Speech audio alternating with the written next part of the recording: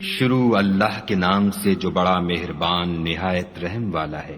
اے محمد صلی اللہ علیہ وآلہ وسلم، جو کپڑا لپیٹے پڑے ہو اٹھو اور ہدایت کر دو، اور اپنے پروردگار کی بڑائی کرو، اور اپنے کپڑوں کو پاک رکھو اور ناپاکی سے دور رہو، اور اس نیت سے احسان نہ کرو کہ اس سے زیادہ کے طالب ہو، اور اپنے پروردگار کے لیے صبر کرو۔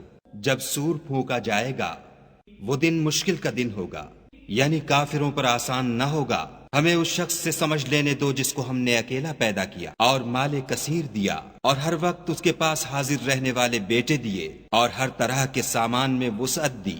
ابھی خواہش رکھتا ہے کہ اور زیادہ دیں، ایسا ہرگز نہیں ہوگا۔ یہ ہماری آیتوں کا دشمن رہا ہے، ہم اسے صعود پر چڑھائیں گے۔ اس نے فکر کیا اور تجویز کی، یہ مارا جائے، اس نے کیسی تجویز کی، پھر یہ مارا جائے، اس نے کیسی تجویز کی، پھر تأمل کیا، پھر تیوری چڑھائی اور منہ بگاڑ لیا، پھر پشت پھیر کر چلا اور قبول حق سے غرور کیا، پھر کہنے لگا یہ تو جادو ہے جو اگلوں سے متصل ہوتا آیا ہے، پھر بولا یہ خدا کا کلام نہیں بلکہ بشر کا کلام ہے، ہم ان قریب اس کو سقر میں داخل کریں گے۔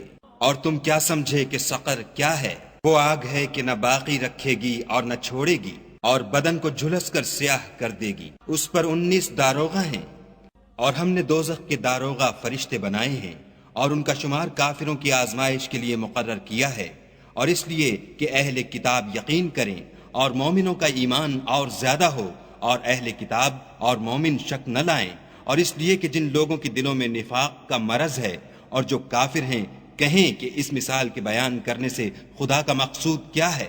اسی طرح خدا جس کو چاہتا ہے گمراہ کرتا ہے اور جس کو چاہتا ہے ہدایت دیتا ہے، اور تمہارے پروردگار کے لشکروں کو اس کے سوا کوئی نہیں جانتا، اور یہ تو بنی آدم کے لیے نصیحت ہے۔ ہاں ہاں، ہمیں چاند کی قسم، اور رات کی جب پیٹھ پھیرنے لگے، اور صبح کی جب روشن ہو، کہ وہ آگ ایک بہت بڑی آفت ہے، اور بنی آدم کے لیے موجب خوف، جو تم میں سے آگے بڑھنا چاہے یا پیچھے رہنا چاہے۔ ہر شخص اپنے اعمال کے بدلے گرو ہے، مگر داہنی طرف والے نیک لوگ کہ وہ باغہائے بہشت میں ہوں گے اور پوچھتے ہوں گے، یعنی آگ میں جلنے والے گناہ گاروں سے، کہ تم دوزخ میں کیوں پڑے؟ وہ جواب دیں گے کہ ہم نماز نہیں پڑھتے تھے اور نہ فقیروں کو کھانا کھلاتے تھے، اور اہل باطل کے ساتھ مل کر حق سے انکار کرتے تھے، اور روز جزا کو جھٹلاتے تھے، یہاں تک کہ ہمیں موت آ گئی۔ تو اس حال میں سفارش کرنے والوں کی سفارش ان کے حق میں کچھ فائدہ نہ دے گی۔ ان کو کیا ہوا ہے کہ نصیحت سے روگرداں ہو رہے ہیں، گویا گدھے ہیں کہ بدک جاتے ہیں، یعنی شیر سے ڈر کر بھاگ جاتے ہیں۔